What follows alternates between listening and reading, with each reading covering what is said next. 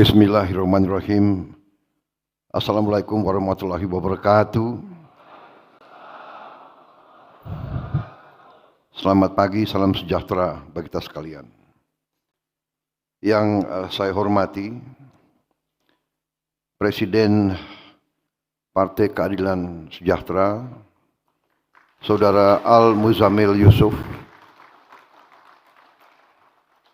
Ketua Majelis Syuro PKS, Saudara Muhammad Sohibul Iman, beserta jajaran seluruh Majelis Syuro PKS yang hadir, yang saya hormati dan saya banggakan.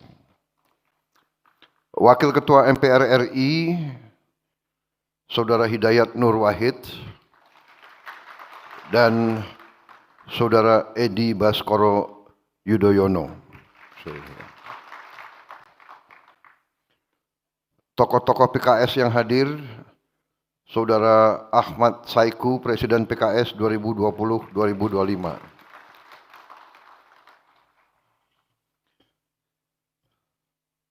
Wakil Ketua Majelis Syuro, Saudara Suhama. Wakil Ketua Majelis Syuro, Saudara Aunur Rofiq. Sekretaris Jenderal PKS, Saudara Muhammad Khalid. Menteri Koordinator Politik dan Keamanan Jenderal TNI Purnawirawan Jamari Caniago, Menteri Koordinator Infrastruktur dan Pembangunan Wilayah yang juga adalah Ketua Umum Partai Demokrat, Saudara Agus Harimurti Yudhoyono, lebih dikenal AHY. Penerus SBY.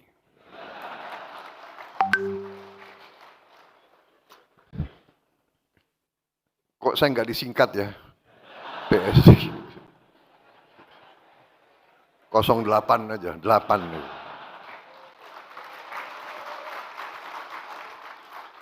Tapi angka 8 itu selalu hadir di hidup saya.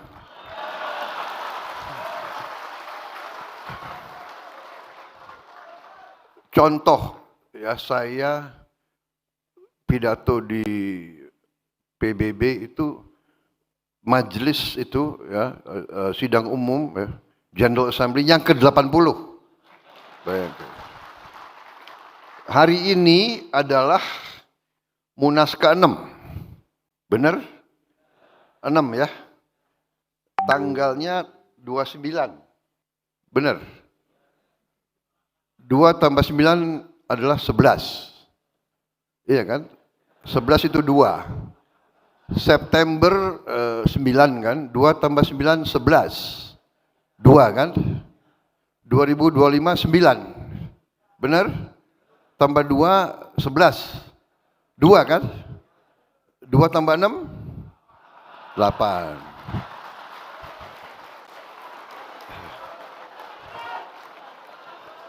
Jadi memang hari baik. Seharusnya saya diundang kemarin, benar ya? Tapi kalau kemarin nggak jumlahnya nggak 8. Jadi terima kasih PKS berkenan menerima saya sehari setelah itu. Kan nggak bisa saya ngarang ini, ya kan? Ini kalau orang Jawa bilang tondo-tondo.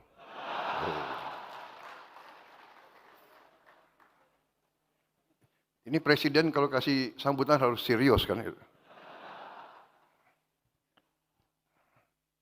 Menteri Sekretaris Negara, Saudara Prasetyo Hadi, Menteri Ketenagakerjaan, Profesor Yasirli,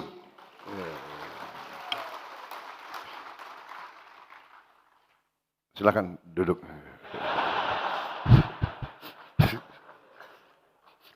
Udah hampir setahun, udah santai aja Pak, relax.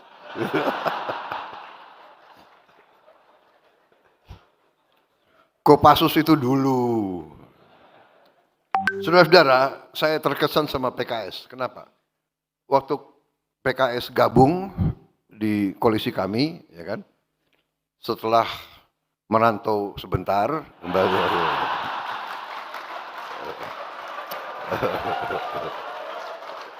Setelah gabung, ya kan,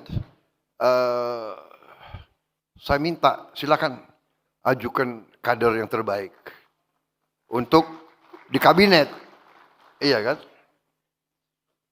Saya pikir pasti, ya kan, kader politik, entah tokoh-tokoh yang terkenal, yang disampaikan profesor dari ITB.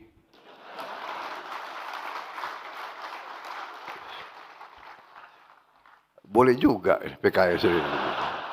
Jadi ternyata PKS ini juga punya suatu rasa tanggung jawab besar kepada negara.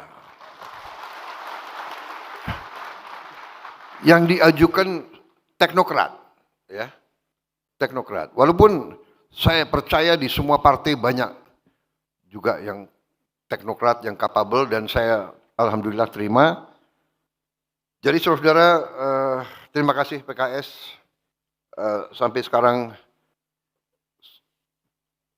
yang saudara tunjuk berprestasi, bekerja dengan sangat baik. Ya.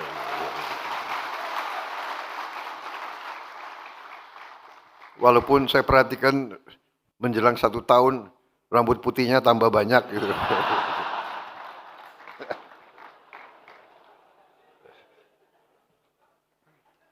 Sekretaris Kabinet Republik Indonesia Letnan Kolonel Infanteri Teddy Indra Wijaya.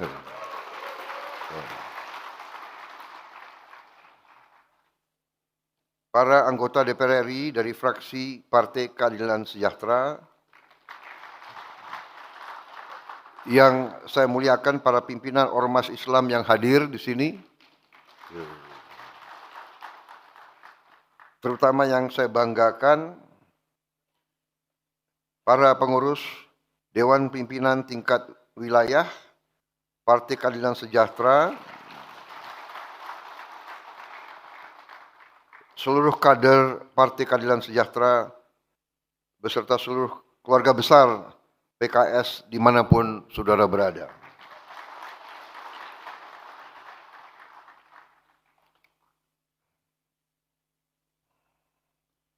Saudara-saudara sekalian, tentunya sebagai insan yang bertakwa, marilah kita tidak henti-hentinya memanjatkan puji syukur kehadirat Allah Subhanahu wa taala, Tuhan Maha Besar.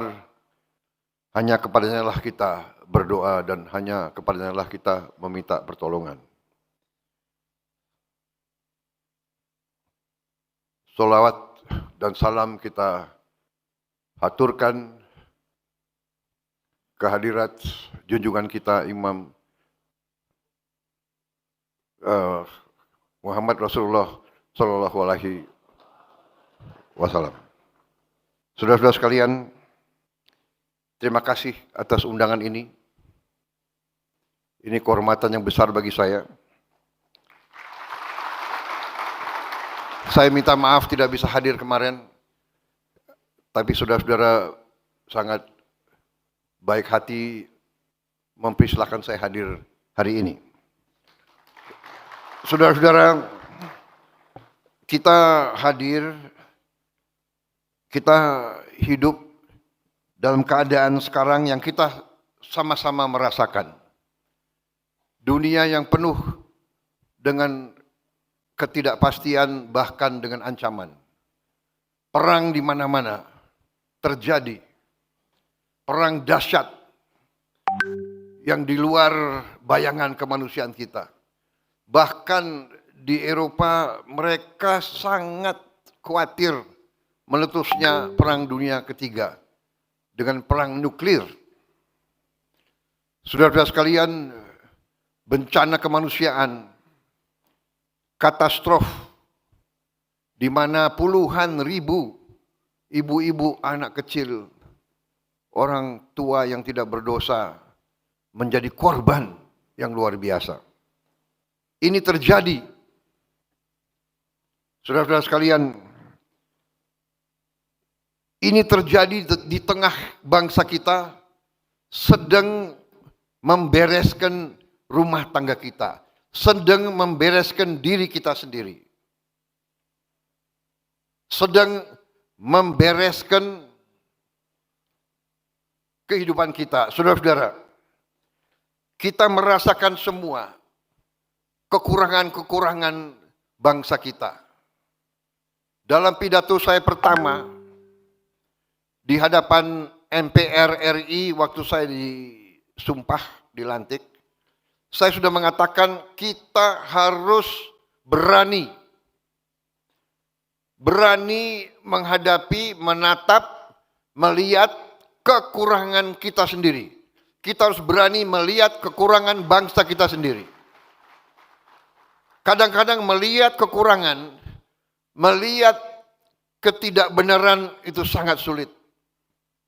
Kadang-kadang kita tidak mau melihat kekurangan. Saudara-saudara sekalian, kita merasakan semua. Seluruh bangsa kita merasakan kekurangan-kekurangan tersebut. Kita merasakan, selalu kita mengerti dan memahami bahwa negara kita penuh dengan kekayaan.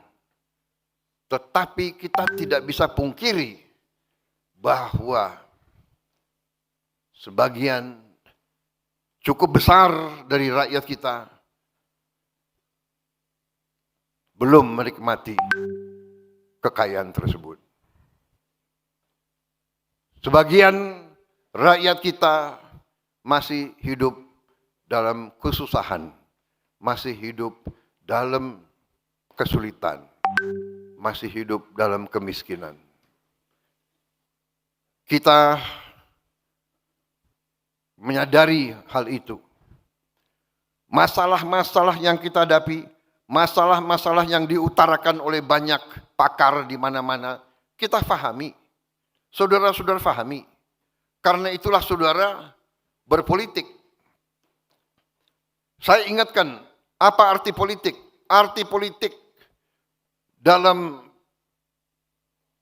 ilmu, ya, arti politik, kalau kita buka buku-buku, arti politik adalah keinginan untuk memperbaiki kehidupan rakyat. Itu arti politik. Keinginan untuk memperbaiki kehidupan rakyat. Itu arti yang murni dari politik. Tapi ternyata karena manusia penuh dengan nafsu, penuh dengan naluri-naluri yang ingin dominasi, ingin berkuasa untuk kepentingan sendiri, terjadi pengertian yang negatif. Artinya adalah bahwa politik adalah keinginan merebut kekuasaan dan bahkan dengan segala cara. Benar, politik adalah berurusan dengan kekuasaan. Tapi kekuasaan itu harus diminta dari rakyat. Rakyat harus memberi kekuasaan secara sukarela, secara legowo, secara ikhlas. Baru si penerima kekuasaan harus menerima kekuasaan dan menggunakan kekuasaan dengan searif-arifnya, dengan sejujur-jujurnya, dan dengan seutuhnya bekerja untuk yang memberi kekuasaan tersebut. Baru suatu negara itu berhasil. Negara ada berapa macam di dunia ini? Negara yang berhasil dan negara yang tidak berhasil. Tentunya kita ingin jadi negara yang berhasil. Sebagaimana dikatakan tadi oleh Presiden PKS, negara yang berhasil adalah negara di mana semua rakyat bisa hidup dalam kecukupan. Kemakmuran dirasakan oleh seluruh rakyat Indonesia. Itu tujuan kita. Jadi saudara-saudara, PKS sebagai partai politik dengan Demokrat, dengan Gerindra, dengan partai-partai lain, kita membentuk partai politik, karena itu adalah pilihan kita sebagai bangsa. Kita memilih hidup secara demokrasi. Demokrasi yang kita pilih adalah demokrasi melalui keterwakilan. Pelaku demokrasi adalah partai-partai politik. Dan kita lakukan melalui kedaulatan rakyat. Kedaulatan rakyat diberikan melalui pemilihan umum dan pemilihan daerah.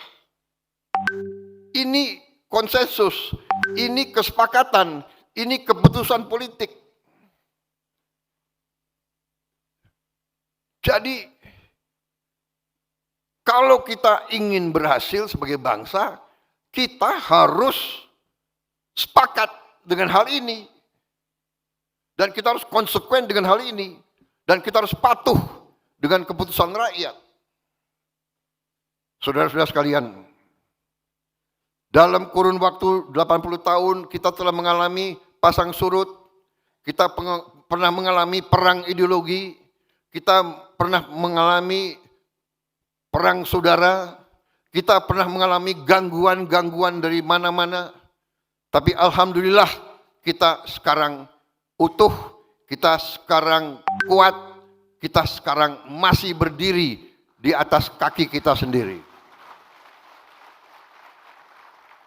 Kita mengerti banyak kekurangan. Antara lain, kita tidak bisa pungkiri korupsi masih sangat berlaku di bangsa kita ini. Memang kita mengerti hampir semua negara ada korupsi. Tapi korupsi di kita harus kita akui. Menurut saya dalam keadaan yang sangat-sangat memprihatinkan. Rakyat sudah mengerti, rakyat tahu, dan pemerintah yang saya pimpin,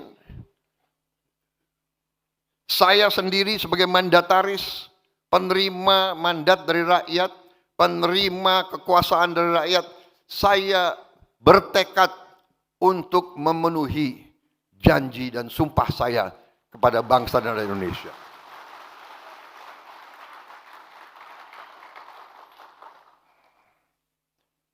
Sewaktu saya ambil alih pemerintahan, saya semakin kaget.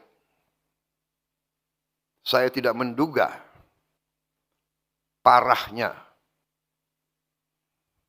korupsi tersebut. Tapi saya bertekad, saya harus tegakkan pemerintah yang bersih.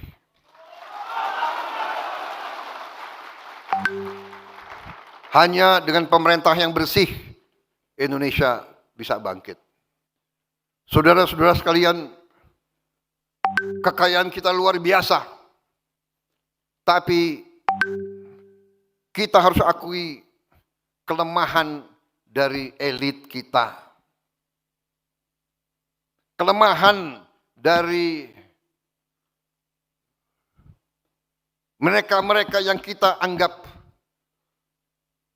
pinter dan cemerlang, ternyata kalah pinter dengan koruptor dan penipu-penipu dan manipulator-manipulator. Saudara-saudara sekalian, saya ambil kesimpulan dan akan saya panggil Jaksa Agung, semua penegak hukum.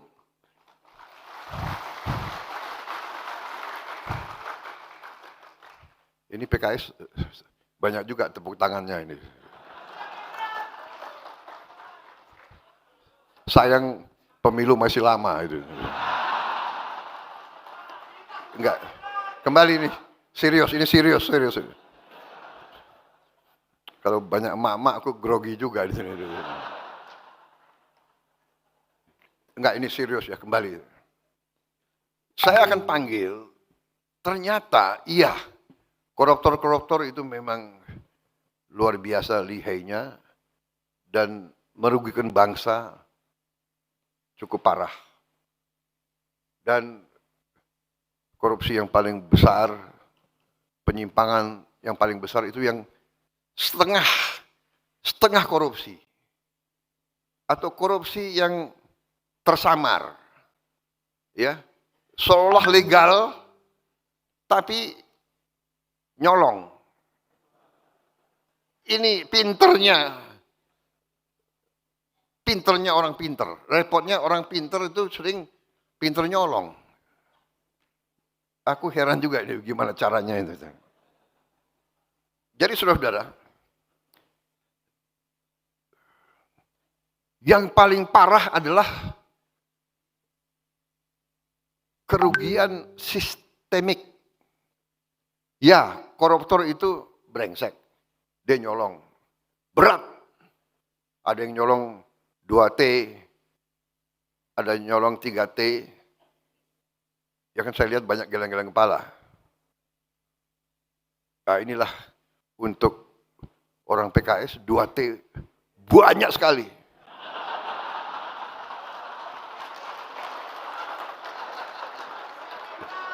Benar ya?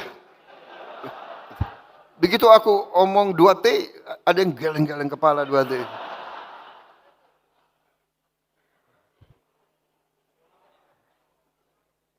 Kalau saya cerita berapa ratus T uang negara yang hilang hampir tiap tahun, mungkin kalian nggak geleng-geleng kepala lagi kalian. Harus panggil dokter. Serius. Ini saya karena banyak wartawan, saya harus hati-hati bicara.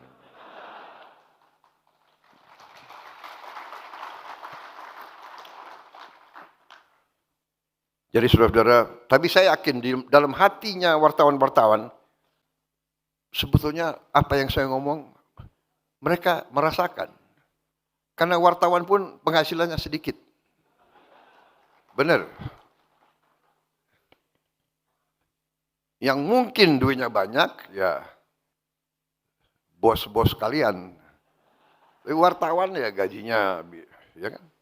Jadi saudara-saudara, ini adalah yang saya lihat, ya, yang kita harus beresin nanti semua ini adalah suatu, menurut saya, perampokan sistemik. Sistem yang dibuat dan kelengahan elit kita selama ini sehingga kekayaan kita terkeruk. Sebagai contoh,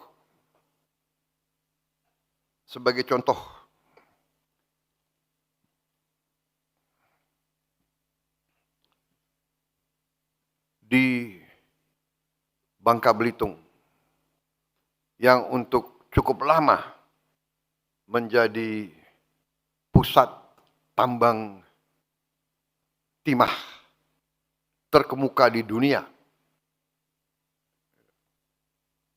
Itu terdapat 1.000 tambang ilegal. 1.000 tambang ilegal.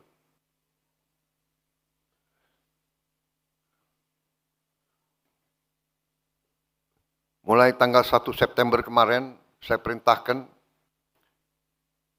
TNI, Polri, Bea Cukai bikin operasi besar-besaran di Bangka Belitung. Menutup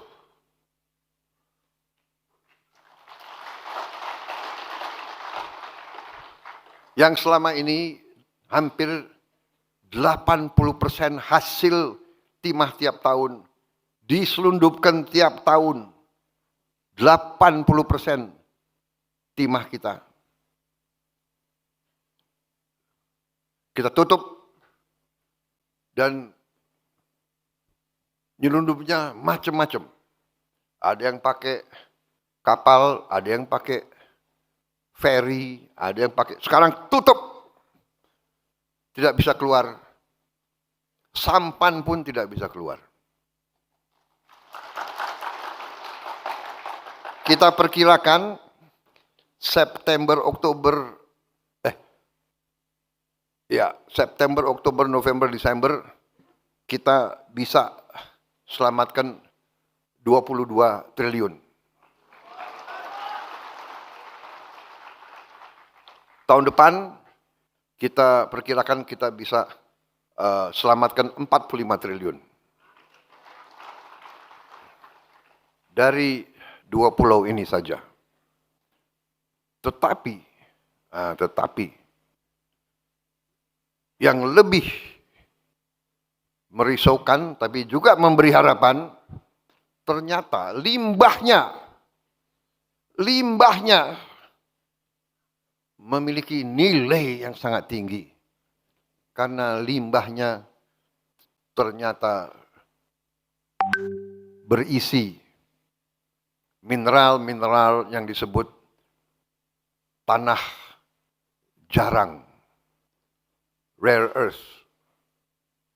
Jadi saudara-saudara, mungkin pejabat-pejabat kita tidak mengerti, dia kira limbah, padahal tanah jarang. Makanya ini sekarang saya perintahkan Bea Cukai itu harus merekrut beberapa ahli-ahli kimia supaya ngecek. Dia lihat pasir, padahal ini pasirnya nilainya luar biasa. Saudara-saudara, di banyak bidang sama. Nikel, batu bara, boksit, hampir semua. Terdapat tambang-tambang ilegal yang sangat besar dan sangat banyak. Ini saya perintahkan untuk segera ditertibkan, dibersihkan. Tambang ilegal ditutup atau diambil alih untuk negara. Saudara-saudara sekalian,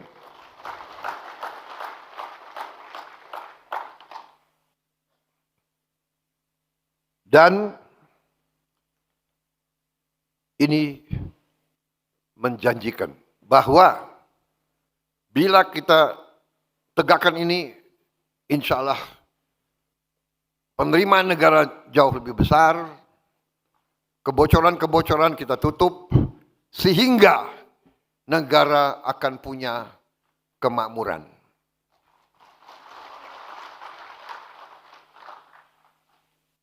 Saudara-saudara sekalian,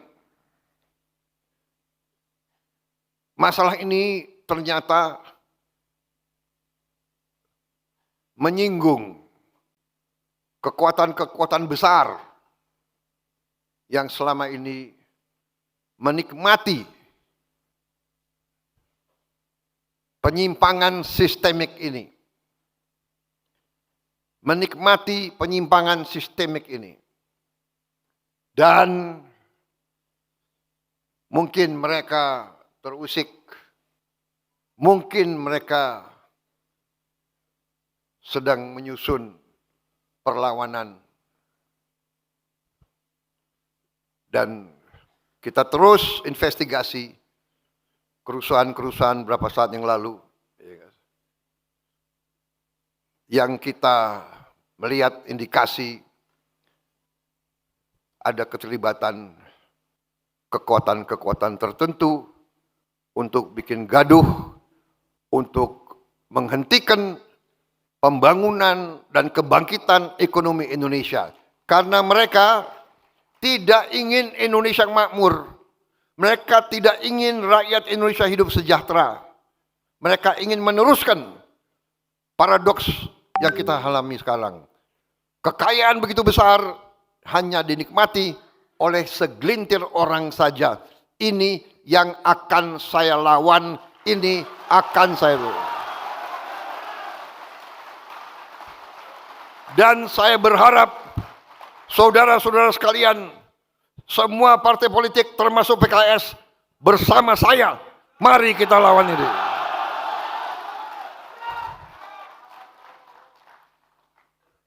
Saudara-saudara, saya benar-benar tidak membenci siapapun. Tapi saya katakan bahwa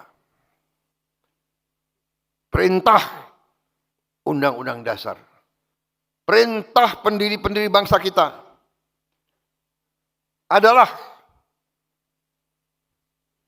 bahwa bumi dan air dan semua kekayaan yang terkandung di dalamnya dikuasai oleh negara dan dipergunakan sebesar-besarnya untuk kemakmuran rakyat. Itu adalah perintah Undang-Undang Dasar kita. Dan hanya itu, saudara-saudara, hanya itu yang bisa menyelamatkan masa depan anak-anak dan cucu-cucu kita. Saudara-saudara sekalian, saya menjelang 1 tahun menerima mandat, saya sekarang berdiri dengan penuh kepercayaan diri dan keyakinan. Karena dalam 11 bulan kita telah membuktikan dengan itikad yang baik, dengan tujuan yang baik, dengan hati yang ikhlas, dengan cinta tanah air dan cinta rakyat, kita bisa berbuat banyak. Kita telah menyelamatkan minimal 300 triliun rupiah. 300 triliun rupiah inilah yang kita pakai untuk makan bergizi gratis. Saudara-saudara sekalian, sampai hari ini sudah menjelang 30 juta penerima manfaat. 30 juta anak dan ibu-ibu hamil tiap hari menerima makanan. Bahwa ada kekurangan, iya. Ada keracunan makan, iya. Kita hitung dari semua makanan yang keluar, penyimpangan atau kekurangan atau kesalahan itu adalah 0,00017%.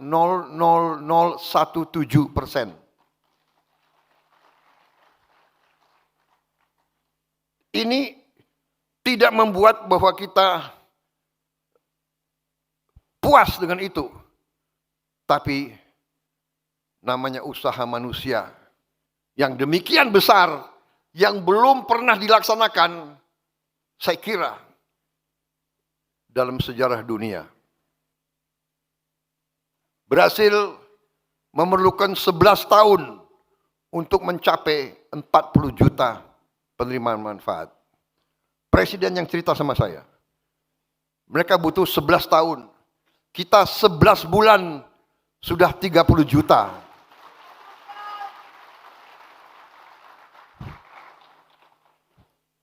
Ada kekurangan?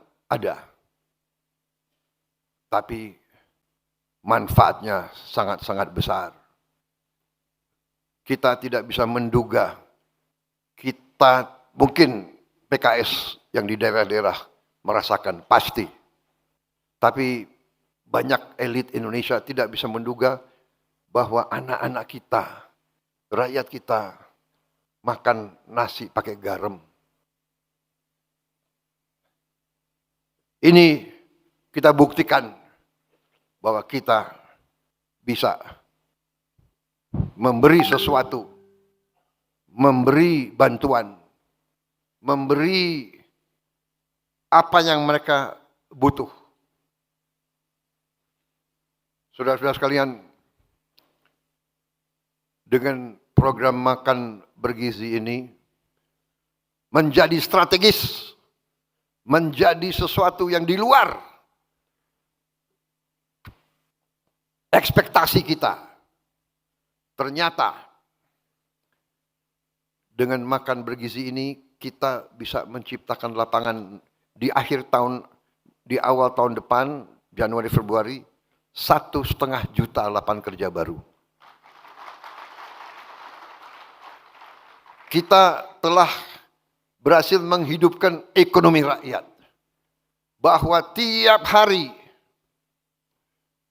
kita butuh telur, kita butuh sayur, kita butuh ikan, kita butuh ayam, kita butuh bahan-bahan dari kampung-kampung itu sendiri, dari kecamatan-kecamatan itu sendiri. Di puncaknya nanti tahun depan, kita akan gelontorkan mendekati 300 triliun untuk makan bergizi. 300 triliun, persisnya berapa Menseknek? 335 triliun.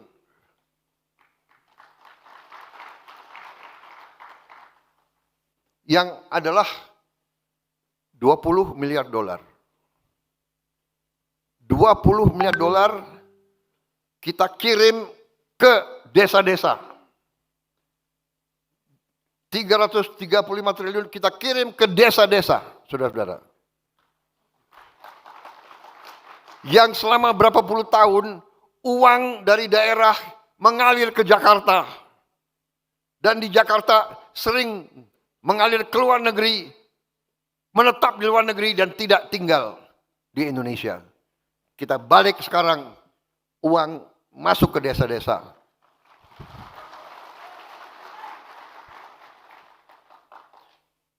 Dan saudara-saudara, dalam ilmu ekonomi, ada yang disebut the philosophy of money. Kalau 1 rupiah beredar di suatu tempat, rupiah itu bisa menimbulkan 2, 3, 4 rupiah baru yang beredar.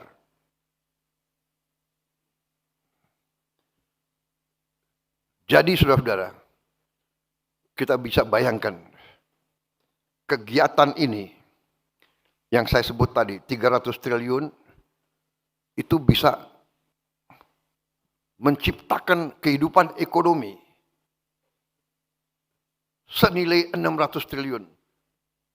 Mungkin 900 triliun. Karena apa? Karena tiap hari rakyat desa itu tahu bahwa dapur itu memerlukan sekian ratus kilo beras, sekian timun, sekian sayur, sekian ikan, sekian telur, sekian ayam. Jadi dia punya captive market, dia punya off-take, dia punya sesuatu harapan yang pasti. Petani-petani kita dari dulu justru waktu panen dia risau. Waktu panen harga jatuh. Tapi sekarang karena yang akan menerima, yang akan mengambil hasilnya adalah rakyat sendiri, adalah saudara-saudara mereka sendiri, adalah pemerintah mereka sendiri. Jadi mereka punya jaminan pasar. Mereka tidak akan punya panen yang tidak terserap. Ini saudara-saudara sasaran kita. Dan ini kita sudah hampir sampai di titik itu. Jadi saudara-saudara 30 juta kita bangga. Kita risau masih ada. Makanya kita tertibkan semua SPPG, semua dapur kita sudah bikin SOP, semua alat harus dicuci pakai alat yang modern, tidak terlalu mahal, untuk membersihkan, membunuh semua bakteri. Kita juga perintahkan semua dapur harus punya test kit, alat uji, sebelum distribusi harus diuji semuanya, dan langkah-langkah preventif lainnya. Saudara-saudara, kita mengerti 30 juta suatu prestasi. Tapi ingat, sasaran kita masih jauh. Sasaran kita adalah 82 juta penerima manfaat. 30 juta kita boleh bangga, tapi saya sebagai presiden masih sangat sedih karena masih 50 juta anak-anak dan ibu hamil yang menunggu. Tapi kita tidak bisa paksakan untuk lebih cepat. Sekarang saja bisa terjadi penyimpangan. Bayangkan kalau kita paksakan dengan secepat-cepatnya, mungkin penyimpangan dan kekurangan bisa lebih dari itu. 30 juta prestasi dan saya yakin ini akan meningkat. Ya, tidak linier tapi akan meningkat. Tetapi ya inilah sebagai seorang pemimpin, sebagai seorang bapak, saya bangga dengan 30 juta, tapi saya masih ingat 52 juta anak-anak kita masih berharap, masih menunggu dengan ibu-ibu hamil. Tapi saudara-saudara, rawi-rawi rantas, malang-malang putung, kita tidak takut dengan kesulitan. Kita tidak takut dengan tantangan. Kita tidak boleh gentar dengan masalah. Kita selesaikan, kita hadapi, kita atasi, kita kerja keras untuk rakyat yang kita cintai, saudara-saudara. Saudara-saudara sekalian,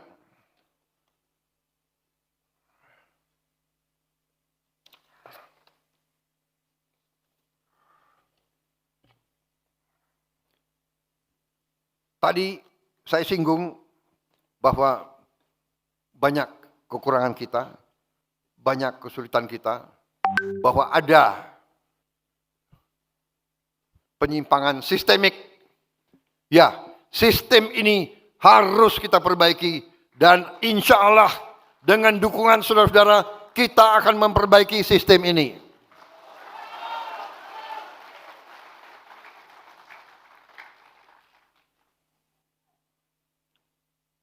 Tidak ada pilihan lain untuk menyelamatkan yang sekian ratus juta rakyat. Kita harus berani memperbaiki sistem yang keliru, sistem yang salah, sistem yang memungkinkan kekayaan kita diambil tiap hari, tiap bulan, dibawa ke luar negeri dan tidak kembali ke Indonesia. Ini harus kita hentikan dan akan kita hentikan. Saya mohon doa saudara-saudara, saya mohon dukungan saudara-saudara supaya Presiden Prabowo Subianto lebih berani lagi, saudara-saudara.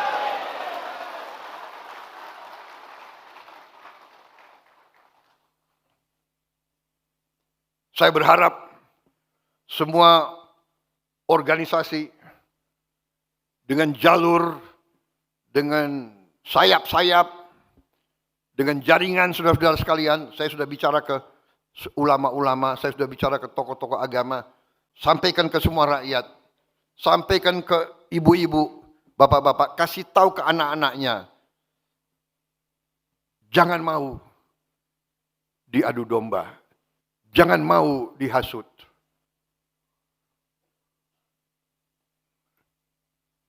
Kalau memperjuangkan demokrasi, kalau memperjuangkan hak asasi manusia, kalau memperjuangkan keadilan, kalau memperjuangkan perlawanan terhadap korupsi, tidak dengan kerusuhan, tidak dengan bakar-bakar, saudara-saudara sekalian. Apalagi yang dibakar dibangun dengan uang rakyat. Katanya memperjuangkan demokrasi. Lembaga demokrasi, gedung DPR, DPRD dan dibakar. Membuat kerusuhan, membuat bom molotov. Ini adalah kejahatan. Ini bukan aktivis, bukan pejuang demokrasi, bukan pejuang keadilan. Mereka hatinya jahat. They are evil. Mereka zolim. Mereka ingin membuat kekacauan. Mereka ingin mengadu domba. Mereka ingin menghentikan kebangkitan bangsa Indonesia. Selalu diberikan pesimisme. Selalu diberikan gambar yang menurunkan harapan. Saudara-saudara, saya juga bisa. Saya punya data itu semua. Tapi saya harus menyaring. Dan saya harus melihat. Dan saya melihat bahwa tadi baru berapa bulan, tapi dengan itikat baik, dengan niat untuk melakukan pemerintahan yang bersih, kita buktikan kita bisa menyelamatkan 300 triliun, mungkin lebih.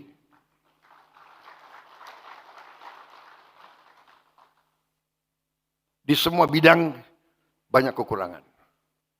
Makanya kita kerja keras.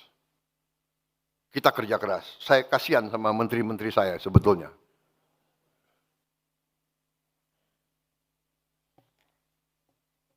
Malam minggu ratas.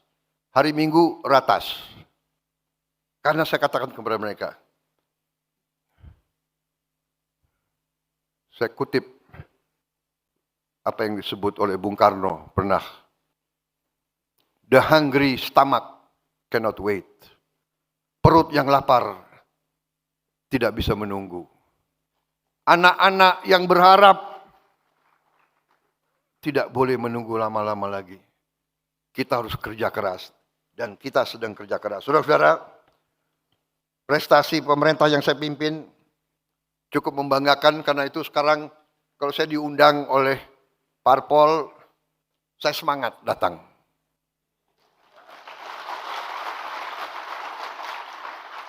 Karena saya bisa cerita, ya kan?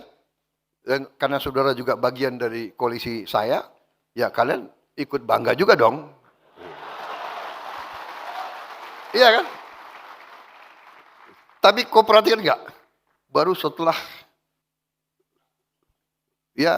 Agustus lah aku lebih berani tampil. Benar? Terus terang aja, bulan-bulan pertama pemerintah komunikasinya kurang, saya akui. Karena kita lagi kerja. Kita komunikasi sering, bicara baik-baik, tapi hasilnya nggak ada. Malu. Malu sama rakyat, kasihan sama rakyat. Saya kalau keliling daerah, anak-anak keluar dari rumah, mereka teriak, Pak, makan bergizi, Pak. Oh ya, sudah terima? Belum, Pak, belum terima. Bayangkan itu, gimana itu? Aduh, sabar ya. Habis itu langsung kepala BGN saya telepon. Kepala BGN sudah botak kepalanya itu.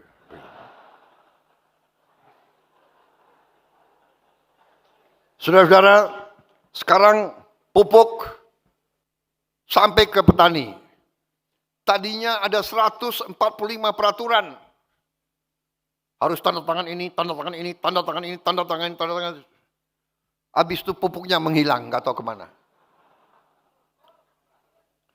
Ya, saya pernah diberitahu waktu saya hapus semua itu, saya perintahkan dari pabrik pupuk milik negara, pupuk disubsidi oleh negara, uang rakyat, maka pupuk itu harus langsung ke petani. Jangan terlalu banyak perantara. Habis itu ada yang sampaikan ke saya, Pak, nanti Bapak kehilangan loh, kehilangan dukungan. Kenapa? Pak, ada 27.000 distributor. Sekarang mereka kehilangan, Pak. 27.000 distributor. Saya bilang, berapa petani yang ada di Indonesia?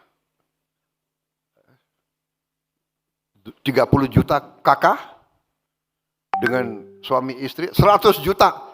Menang mana? 27.000 atau 100 juta?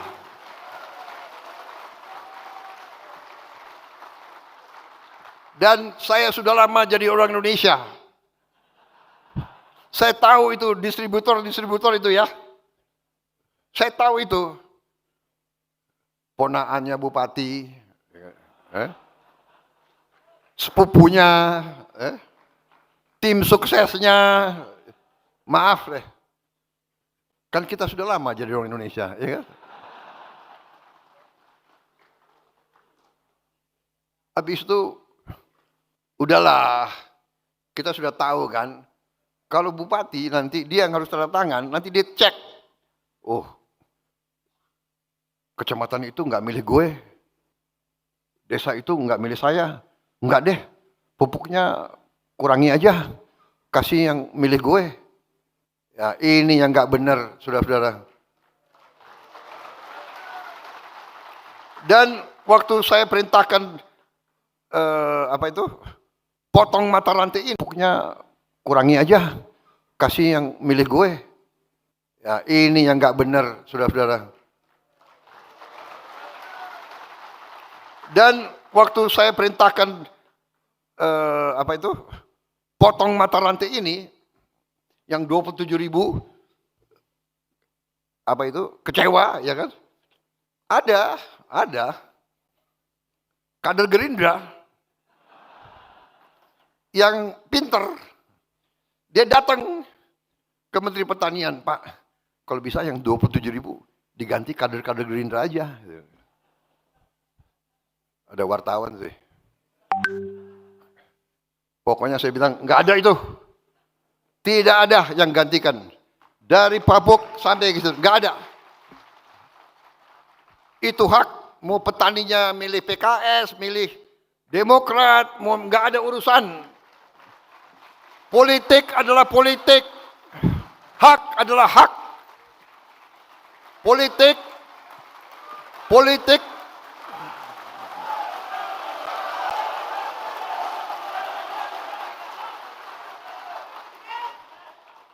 Politik itu di kotak suara. Urusan si warga negara dengan hati nuraninya dan dengan yang maha kuasa di atas. Nggak ada urusan. Namanya kader kan, lihat kesempatan. Nggak ada. Nggak ada kader-kader Gerindra yang datang-datang lagi ke menteri-menteri. Macam-macam lagi, nggak ada itu. Ya kan? Saudara-saudara, dan kenyataan, coba cek, ya kan, di mana coba? Sumatera Barat saya kalah, ya kan?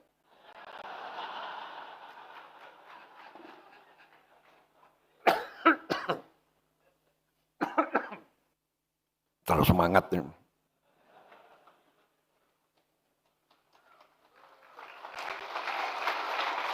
Minta izin boleh ya, sedikit.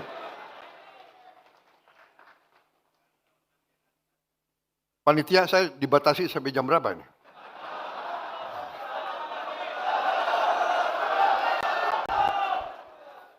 Saudara-saudara, ternyata cek Sumatera Barat, pupuk lancar nggak di situ? Aku kalah juga di Aceh, ya kan? Coba cek, ya kan? Pupuk lancar nggak? Coba cek bupati-bupati PKS, ya kan? Nggak ada. Kita harus dewasa. Kita harus jadi bangsa yang dewasa. Kita ingin menang, tapi kita juga harus siap kalah. Kalau mau belajar kalah, belajar dari Prabowo Subianto.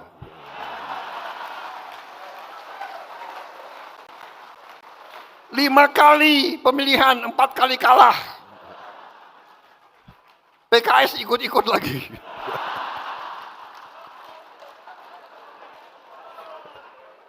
Dua kali dukung gue, 2 kali kalah. Yang gue menang, lu nggak dukung lagi.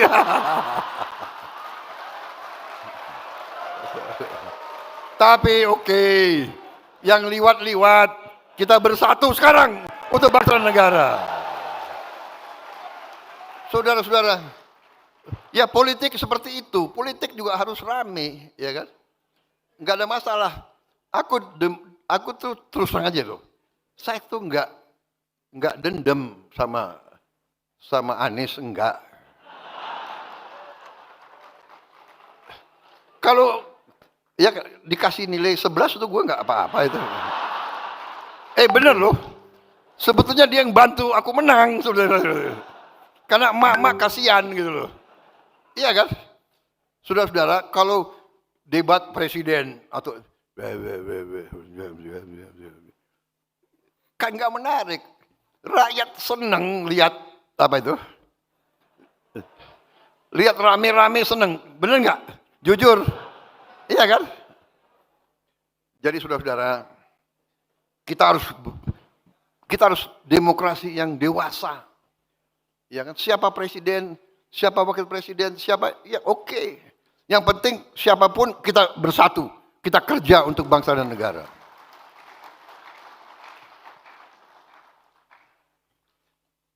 Kita akan membentuk koperasi desa dan kelurahan di 80.000 desa. Saudara-saudara sekalian. Ini akan terwujud dan rakyat akan nanti punya kekuatan ekonomi. Karena kita anggap semua penduduk desa itu otomatis jadi anggota koperasi desa merah putih tersebut. Otomatis. Jadi dia akan dapat barang-barang dengan harga yang semurah-murah yang kita bisa capai. Kita percepat mata rantai distribusi. Semua produksi mereka kita bisa serap. Kita akan bikin supermarket milik koperasi di setiap kabupaten. Kita akan bikin hypermarket di tiap provinsi dan hypermarket di pusat Indonesia. Jadi semua produk dari petani kita, nelayan kita, UMKM kita beri tempat, beli pasar yang baik, yang bagus. Saudara-saudara sekalian. Kita sudah hitung bahwa hitungan kita akan meringankan beban hidup rakyat kita dengan signifikan. Beras akan murah, minyak goreng akan murah, LPG bersubsidi akan sampai, pupuk bersubsidi harus sesuai harga jual, dan nanti kita akan bikin tenaga surya di tiap desa. Sehingga nanti tiap desa kita akan mandiri. Saudara-saudara. Perumahan rakyat hari ini, berapa jam lagi saya akan resmikan pembagian rumah 25.000 rumah. Hari ini. Kita sudah tingkatkan kuota, fasilitas, likuiditas, pembiayaan perumahan ke 350.000 penerima. Saudara-saudara sekalian, kita akan membangun ratusan ribu rumah. Memang ini tidak bisa seketika, tapi dalam minggu-minggu akan datang, bulan-bulan akan mendatang, kita akan perlihatkan, membuktikan kepada rakyat real. Kita serius, tanah-tanah negara yang belum dimanfaatkan secara maksimal, kita peruntukkan untuk perumahan rakyat tercapai. Tidak semata-mata selalu untuk perumahan mewah. Justru perumahan untuk rakyat yang paling bawah kita harus siapkan dan akan kita siapkan. Saudara-saudara, pembangunan 100 desa nelayan sudah berjalan dan kita akan tambah minimal 1.000 desa nelayan. Harapan kita tahun depan akhir bisa sampai 2.000 desa nelayan. Satu desa nelayan terdiri dari 2.000 nelayan. Kalau 2.000 desa nelayan berarti 4 juta nelayan. Dengan istri dan anak 2 itu berarti 16 juta. 16 juta saudara-saudara kita penghasilannya akan meningkat. Yang tadinya tidak punya pabrik es akan punya pabrik es. Yang tadinya tidak punya dermaga akan punya dermaga. Yang tadinya tidak punya gudang cold storage akan punya gudang cold storage. Saudara-saudara, kita sudah uji coba satu desa nelayan di Papua, di Biak. Ternyata penghasilan nelayan itu naik minimal 60%. Ada yang naiknya 100%. Kita akan bangun 20.000 hektar tambak di Pantura, Jawa Barat sebagai awal. Ini akan membuka 130.000 lapangan kerja. Saudara-saudara sekalian, kita juga sudah merintis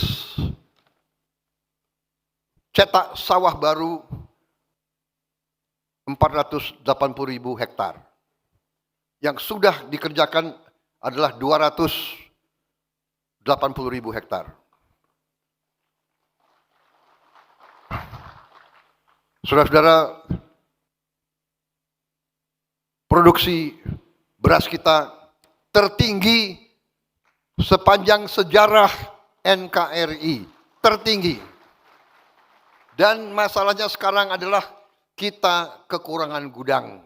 Karena itu saya sudah mengalokasikan 100 gudang baru untuk Bulog, akan bangun 100 gudang baru masing-masing di tanah sekitar 5 hektar gudang tersebut. Gudang modern yang bisa, dan itu mereka hanya butuh 5 triliun. 5T. Karena penghematan kita dari macam-macam kebocoran dan korupsi yang kita cegat, sekarang Presiden Republik Indonesia agak gagah sedikit.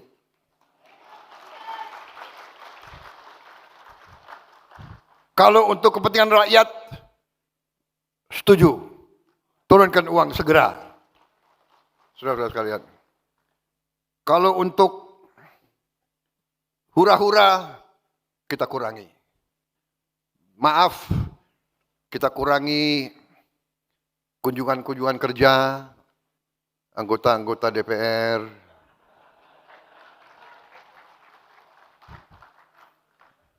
Saudara-saudara, ya. Kunjungan kerja, apa itu, FGD, ya. Rapat-rapat di mana-mana, ya, kita kurangi. Saudara-saudara,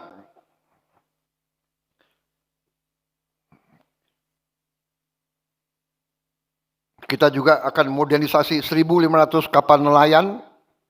Ini akan menghasilkan 600.000 lapangan kerja baru.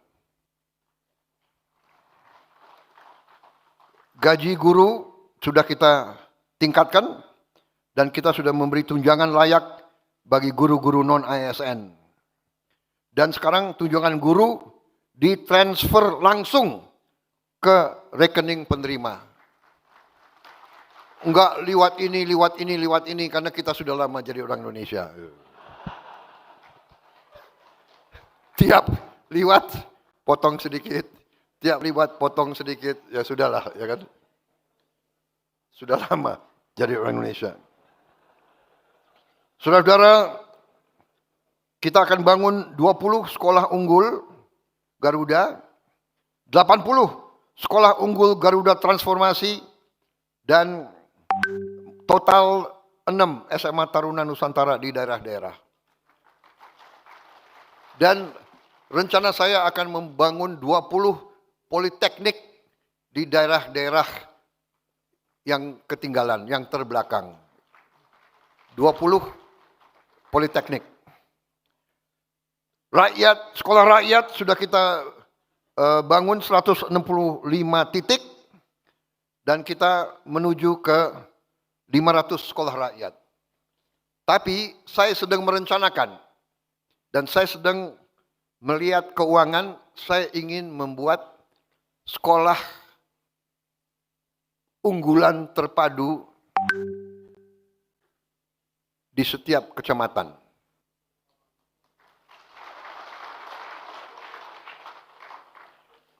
Saya tidak tahu berapa tahun akan tercapai, tapi kita harus berani mulai, saudara-saudara sekalian.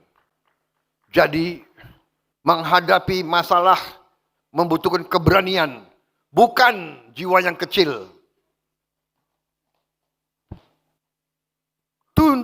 Tentukan tujuan, kerahkan pikiran, tenaga, rencanakan dengan baik, cari sumber daya, wujudkan, atasi masalah. Dan nanti akan ada yang nyinyir, apakah bisa? Uangnya dari mana? Uangnya dari yang bocor-bocor itu, Bung.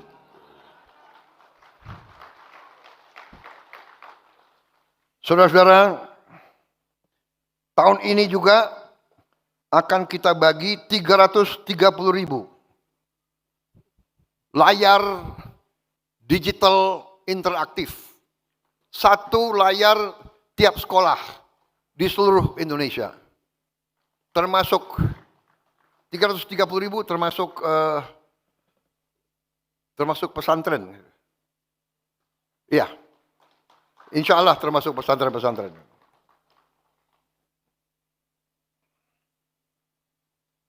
Saudara-saudara, artinya di tiap sekolah tahun ini baru satu tiap sekolah. Tapi tahun depan kita akan tambah 3 layar tiap sekolah. Jadi nanti tiap sekolah akan punya 4 layar. Di layar itu, bagi sekolah-sekolah yang di daerah kesulitan guru-guru tertentu, kita akan siarkan pelajaran dari pusat. Dengan guru-guru terbaik. Dengan animasi dan layar ini ternyata adalah layar interaktif. Jadi dari pusat kita bisa buka, chat, kita cek. SMP sekian, desa sekian, kecamatan sekian, kita buka, tak, kelihatan. Gurunya ada atau tidak. Ya kan? Kita bisa monitor. Saudara-saudara, ini jalan pintas kita harus kerahkan semua upaya kita untuk tingkatkan kemampuan pendidikan anak-anak kita. Anak-anak kita adalah masa depan kita. Bangsa Indonesia harus terdiri dari rakyat yang pandai, yang kuat, yang semangat, yang berani, yang gembira. Ini yang kita harapkan dari sekolah-sekolah kita. Saudara-saudara, salah satu prestasi kita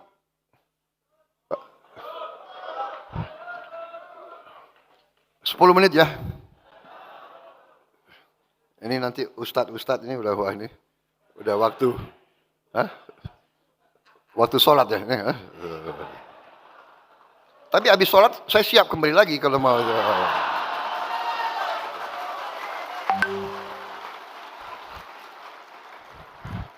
Salah saudara-saudara sekalian ngundang saya itu. Prabowo Subianto jangan dikasih podium. Di PBB aja saya lupa pakai pukul-pukul meja itu. Sampai saya disindir-sindir oleh Trump, dia bilang gitu. Ini orang pukul-pukul meja, dia bilang. Ini dia lagi semangat. Bagaimana kalau dia marah? Aduh, minta ampun, ini adik kuasa. Saudara-saudara, salah satu prestasi kita yang harus kita syukuri, kita telah membentuk suatu dana Sovereign Wealth Fund, dana kedaulatan, yang kita beri nama Danantara Indonesia. Danantara adalah singkatan Daya Anagata Nusantara. Daya, energi, kekuatan, Anagata, masa depan Nusantara. Jadi dana ini adalah kekuatan energi masa depan Indonesia. Ternyata kaget banyak di antara kita, termasuk saya, tidak menduga kalau kita kumpulin semua aset milik negara, nilainya adalah lebih dari 1.000 miliar dolar. 1 triliun. 1060. Kumpulin semua. Ternyata kita ketemu aset di sini, aset di sini, aset di sini. Luar biasa itu. Jadi banyak birokrat-birokrat kita yang pinter sembunyikan aset.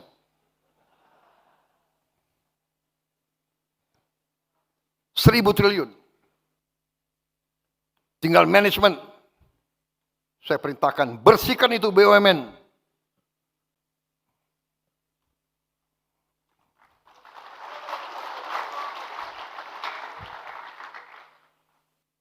Kadang-kadang nekat-nekat mereka itu, ya. Diberi kepercayaan oleh negara. Dia kira itu perusahaan nenek moyangnya. Perusahaan rugi, dia tambah bonus untuk dirinya sendiri. Brengsek banget ini.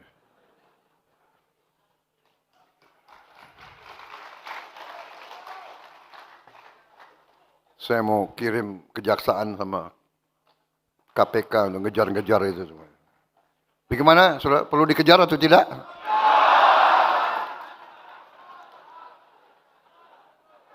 Nanti dibilang Prabowo kejam.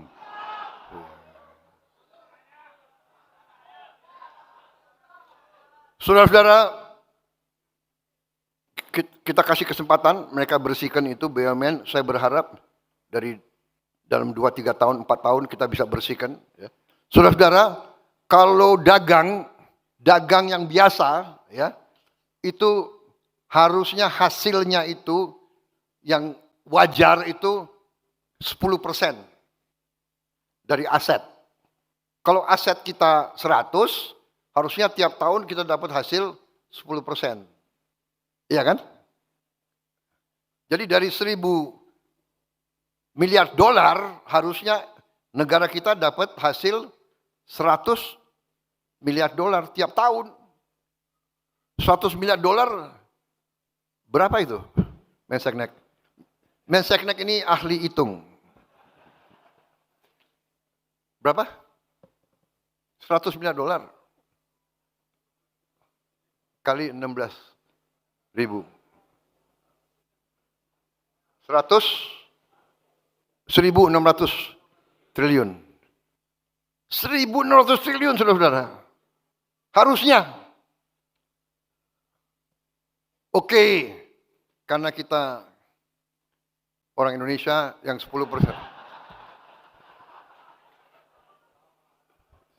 Ketawa ini PKS ini. Kalau dari 10% oke deh. 5%. 5% harusnya 50 miliar dolar kan? Berarti 800 triliun. Iya kan? Enggak defisit kita. Enggak juga 5%. Ya udah deh, enggak 5%, 3%. Enggak juga. Tapi kita kasih target mereka ini dalam 3 tahun kita tunggu. Kita tunggu hasil mereka. Insya Allah akan mencapai yang kita harapkan, saudara-saudara.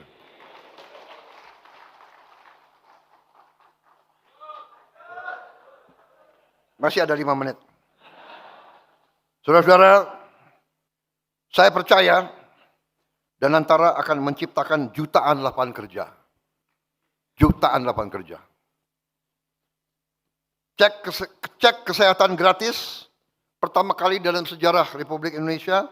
Sekarang sudah sampai 36 juta warga negara. Termasuk ibu hamil. Saudara-saudara, pemerintah sudah berhasil menguasai kembali 3,2 juta hektar kebun kelapa sawit yang bermasalah, yang melanggar aturan, yang tidak tertib, yang tidak memenuhi kewajiban-kewajibannya, sudah dikasih tahu peringatan berkali-kali, bandel tidak mau, kita kuasai kembali. Tidak ada alasan, kita kembali sekarang milik negara. Dan ini akan membuka lapangan kerja minimal 1 juta lapangan kerja. Karena kita perintahkan kebun-kebun kelapa sawit itu harus nanti lahan-lahannya dibagi dalam bentuk inti rakyat. Jadi tiap rakyat yang perlu dan yang ingin, yang akan kita bagi 2 hektar masing-masing untuk dikelola. Jadi bukan korporasi besar kerjasama dengan rakyat kecil. Ini yang kita inginkan, ini adalah ekonomi kekeluargaan. Yang kuat, narik yang lemah, sama-sama kita meraih kemakmuran, saudara-saudara sekalian. Kita juga harus segera bangun tanggul laut Pantura Jawa. Untuk selamatkan pantai utara Jawa, segera akan kita mulai membangun tanggul sepanjang 535 km. Saudara-saudara. Ini akan selamatkan 50 juta rakyat kita. Dan juga begitu banyak kawasan industri di pantai utara. Dan ini mungkin membutuhkan waktu yang tidak sedikit. Perhitungan kita mungkin ini butuh 20 sampai 25 tahun. Tapi kita tidak boleh ragu-ragu. Minimal kita mulai sekarang. Nanti ada generasi-generasi yang akan selesaikan. Perjalanan 1000 km dimulai oleh satu langkah. Langkah itu harus kita lakukan dengan keberanian dan keputusan. Saudara-saudara sekalian, dalam APBN 2026 yang baru saja disetujui, dari alokasi tersebut 1.377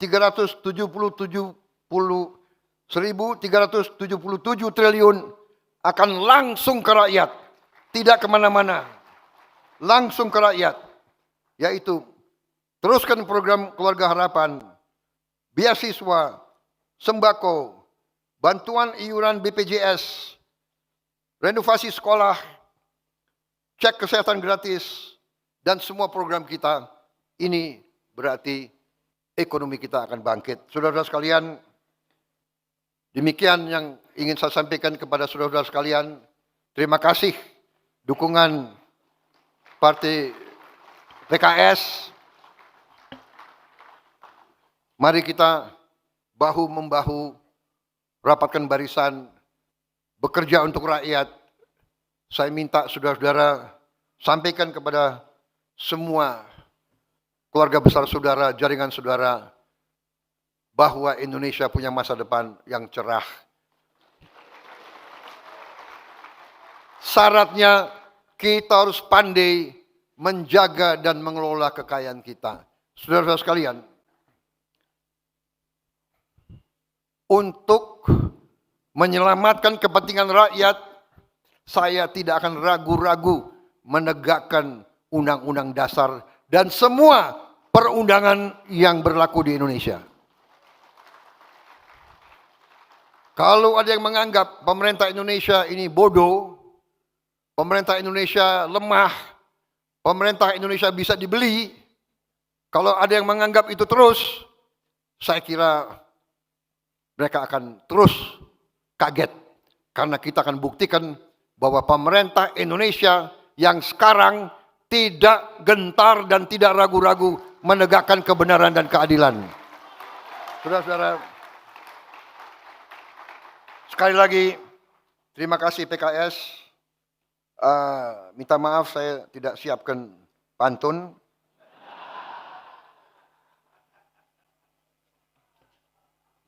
Tapi saya masih ingat pantun lama saya. 12 Cempaka Biru, 34 dalam Jambangan. Biarlah saudara mendapat kawan baru, kawan lama dilupa jangan.